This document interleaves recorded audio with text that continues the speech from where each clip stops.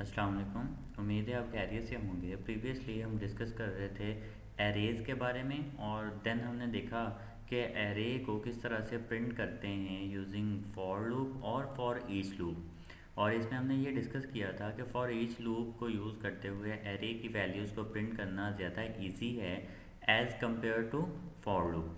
अच्छा, इसमें एक और पॉइंट था कि अगर जब आप इधर आई लेस देन 3 लिखते हैं और अगर आपको एरे के साइज़ का नहीं पता तो ऐसे भी आप कर सकते हैं कि एरे डॉट लेंथ का फंक्शन आप यूज़ कर लें।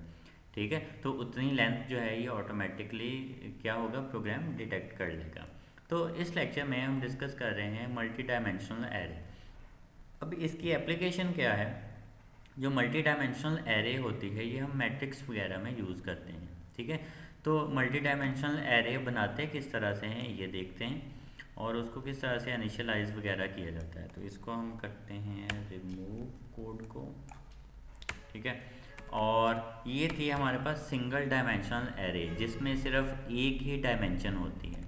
अगर आप इधर दो ब्रैकेट्स एंटर कर देंगे तो अब इसमें दो डायमेंशंस बन गई हैं, रोज़ एंड कॉलम्स। ठीक है, टू डायमेंशनल एरे जो है ये बन गई है। अब इसको इनिशियलाइज़ करना है तो इनिशियलाइज़ करने के लिए कर्ली ब्रैकेट्स आप यूज़ करेंगे।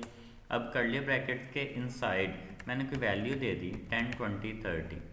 तो इसी तरह से कोई एक और कर्ली ब्रैकेट के अंदर वैल्यू दे देते हैं विच इज़ 90 80 एंड 70। अब देखें इसका मतलब क्या है। एक तो ये दो डायमेंशनल एरे है, ये बात क्लियर होगी। अब इसमें आपने दो ब्लॉक्स के अंदर डेटा लिखा है, मतलब पहली कर्ली ब्रैकेट के अंदर तीन डेटा आइटम्स, इस तरह से दूसरी कर्ली ब्रैकेट के अंदर तीन डेटा आइटम्स, और ये दो टोटल ब्लॉक्स हैं। अब दो ब्लॉक्स का मतलब है कि इट कंटेन्स टू रोज़। ठीक है, कि इस एरे के अंदर कितनी रोज़ हैं, दो रोज़ हैं, और तीन तीन डेटा आइटम्स हैं दोनों रोज़ में, तो कॉलम्स कितने हैं, थ्री कॉलम्स जो हैं वो इस एरे के अंदर हैं। तो दो रोज़ हैं और तीन कॉलम्स हैं। अब देखें अगर आपने एक डायमेंशनल एरे थी तो उसके लिए एक फॉर लूप यूज़ की। इसी तरह से दो डायमेंशनल एरे है तो एक लूप आप लगाएंगे रोज़ के लिए और एक लूप आप यूज़ करेंगे कॉलम्स के लिए। तो बहुत ही सिंपल है, फॉर लूप है integer I equals 0, I less then. अब आई लेस देन में अगर आप देखें तो इधर अब 2 लिखना है या 3 लिखना है। तो जो पहली लूप होती है ये होती है रोज़ के लिए। अब कितनी रोज़ हैं, दो रोज़ हैं, तो आई लेस देन 2, सिंपल। ठीक है, I less than 2 and I plus plus, ये होगी रोज़ के लिए, और एक लूप जो है वो कॉलम्स के लिए। तो integer j equal 0, j less than. अब लेस देन क्या लिखना है, कॉलम्स, कितने कॉलम्स हैं, 3 कॉलम्स हैं, आई लेस देन 3 या लेस देन इक्वल टू 2, और j plus plus. Then print करना है तो system dot out dot println. ठीक है, और इधर आपने सिंपली एरे का name into first dimension into second dimension. अब फर्स्ट डायमेंशन रोज़ के लिए है तो इधर आई वेरिएबल, और ये कॉलम्स के लिए है तो जे वेरिएबल। अब प्रोग्राम आप रन करेंगे शिफ्ट F6 तो देखें सारी जो वैल्यूज़ हैं वो आपकी 6 की 6 वैल्यूज़ जो हैं वो प्रिंट हो जाएंगी। अब इसी प्रोग्राम को, इसी प्रॉब्लम को हम फॉर ईच लूप के साथ भी सॉल्व कर सकते हैं। ये थी फॉर लूप। ठीक है, फॉर लूप को यूज़ करते हुए अब फॉर ईच लूप जो है वो ज़्यादा आसान और इन्हेंस समझी जाती है। तो फॉर, ठीक है, इंटीजर इनटू, पहले हम फर्स्ट जो इसकी रोज़ हैं इनको एक्सेस करेंगे, तो इंटीजर इनटू एरेज कॉलन। अब एरे का नाम क्या है, ARR। ये एरेज या एरे, इधर कोई भी वेरिएबल हो सकता है, लाजमी नहीं आपने एरेज लिखना है, आप कोई भी वेरिएबल का नेम लिख सकते हैं XYZ वगैरह। ठीक है, तो second for each loop for, ठीक है, इंटीजर डेटा टू XYZ, जो पहले वाली एरे आपने निकाली है वो आ जाएगी, तो इधर आ गया XYZ।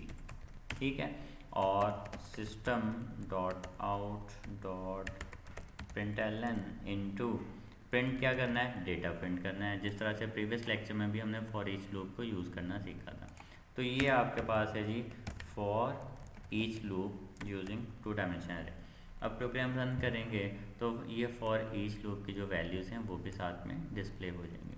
तो अब आप अगर देखें जो फॉर ईच लूप है ये ज़्यादा इन्हेंस्ड है और ज़्यादा जो है इजी है as compare to for loop. ठीक है। इसमें हमें लेंथ देने की ज़रूरत नहीं है, 2 और 3 में कंफ्यूज होने की ज़रूरत नहीं है। डायरेक्ट आप क्या करेंगे, फर्स्ट एरे एक्सेस करेंगे और उसको इधर सेकंड में पास करेंगे और खुद ब खुद जो है वो प्रोग्राम सारा कुछ जो है वो डिटेक्ट कर लेगा।